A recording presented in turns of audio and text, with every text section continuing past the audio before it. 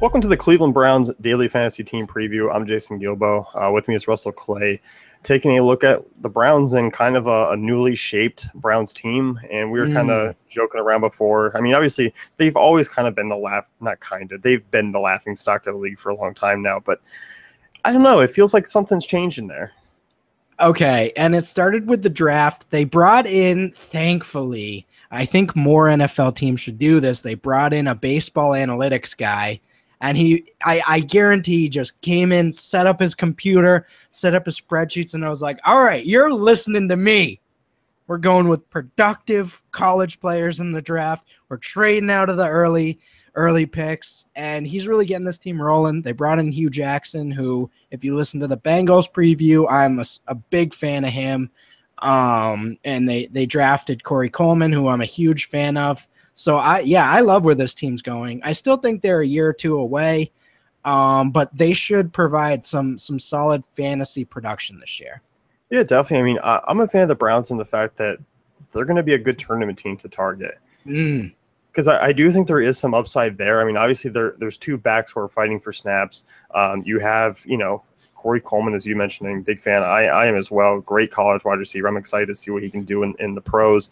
But you also had arguably the best player of 2015, and I'm being jokingly, but Gary Barnidge, who was a week-to-week stud.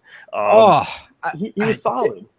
Has anyone ever come out, like, people come out of nowhere, but has anyone ever come out of where Gary Barnidge came from? Because it wasn't nowhere. It was like a black hole. And he just like, hey guys, I'm going to go for 1,000 yards. And everyone was like, no, you're not. And he was like, oh yeah, I am. I'm going to catch passes between my legs on the ground and roll into the end zone. And everyone's like, all right, I guess you are. Yeah, so obviously, yeah, he re-signed. They signed him to a new contract, and I expect him to be, a prominent figure in that offense once again. Maybe not 1,000 yards, but 800 or 900. I certainly see the skill there now, and I expect that to continue with him. So I think he's going to be a borderline cash tight end again this year.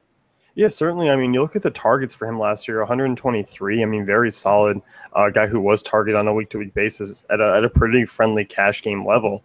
And obviously this wide receiver situation is kind of a fun one to talk about because, I mean, obviously you're looking at, Corey Coleman coming in as your number one. There's talks of Terrell Pryor being a wide receiver too in Cleveland. Man. That's kind of got everyone kind of talking about it. Yeah. But I do think out of the backfield, I mean, obviously Duke Johnson's going to be a factor in the passing game as well, and as he was last year, kind of more so towards the second half of the season. I like Johnson quite a bit. I'm a big fan of him, and I think he's a guy who I'm going to have my eye on in probably numerous weeks this year. I totally agree. If you followed me on Twitter or sort of read anything I do, I'm a big fan of this 2015 running back class. Kind of disappointing in year one, but Duke was really the guy that stuck out in the passing game, 61 receptions last year. Obviously, they needed him probably a little more than they're just going to need to rely on him this year. But I think he's going to be a lot more efficient, probably improve in the running game, and be that every week 3-down back. I don't see Crowell sort of doing much other than taking the goal line carries and maybe being a first and second down, between the tackles guy, but I'm not worried about him stealing a bunch of touches from Duke. I think Duke's going to get probably 250 carries this year. I sort of envision what Lamar Miller got in Miami last year. That's what I kind of see for him. Whether he does what Lamar Miller did on those touches, probably not likely, but yeah, I see a really solid role for him. And I guess that's going to be how you play it in DFS. I think Johnson's going to be the guy to own in that backfield. Yeah, definitely. I mean, so let's talk about, obviously Hugh Jackson, we were talking about him on the Bengals situation and kind of what he did for that run game. Kind of in a similar situation here where he has between the tackles guy like a Jeremy Hill, obviously, crawl a little bit lighter in the aspect, but a similar style running back. And then you have Johnson, who is a guy who works well in the passing game. So I'm really curious to see what he can do with that bunch. I think there's a lot of potential there. And as you mentioned, maybe they are a year or two away, and they probably certainly are. But there's probably going to be some flashes of the future here within the weeks, and that's why I kind of like them as a GPP team. And so if they are a year or two away, that means there's going to be blowouts, which that defense should get blown out a lot this year. That means there's going to be a lot of dump offs in the fourth quarter, which could be very frustrating to the people leading in tournaments and not frustrating to the people who have Duke Johnson.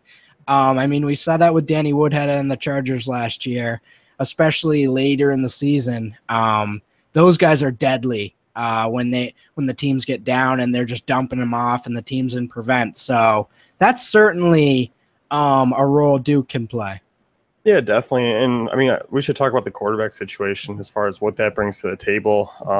And, Robert Griffin's there. And obviously, I mean, super athletic quarterback, obviously has been injured for most of his career.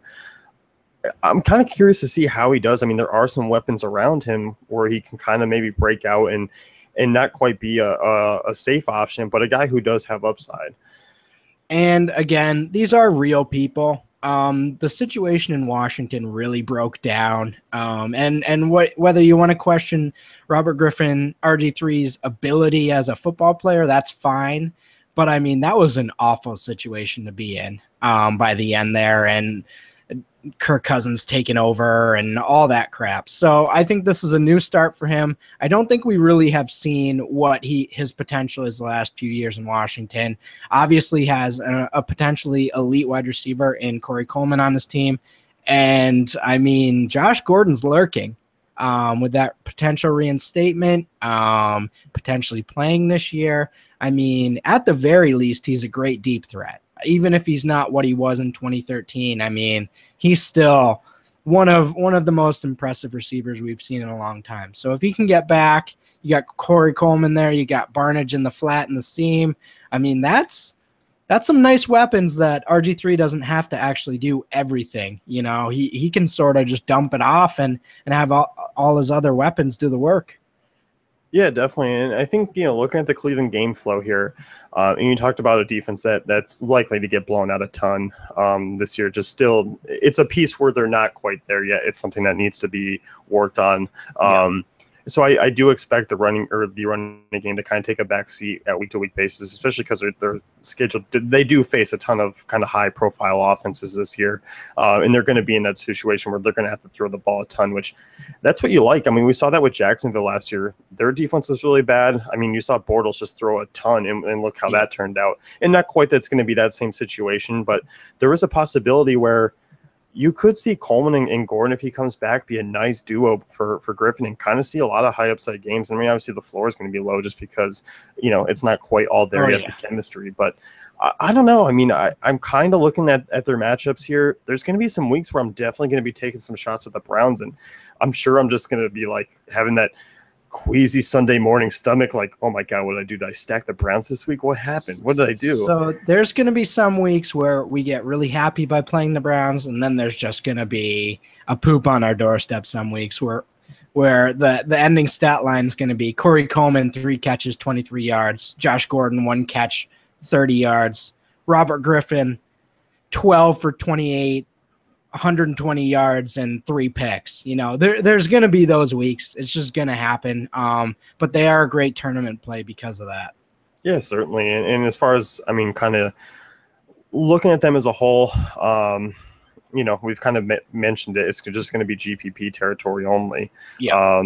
And I'm kind of excited to use them and use them in games because it could be a potential where if they are playing a mediocre defense as well, yet they can't stop them, you might have some games really turn into blowouts and they kind of can turn into a friendly kind of game stack.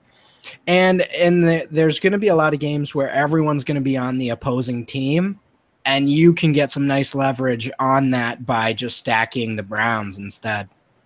Yeah, definitely. And I'm kind of curious to see because once they do have a full – I mean, if kind of Gordon comes back, if you have Gordon, Barnidge, and Coleman and Johnson, those are 4 guys that can all go off in a single week. And it's going to be kind of fun to pair them with an RG3.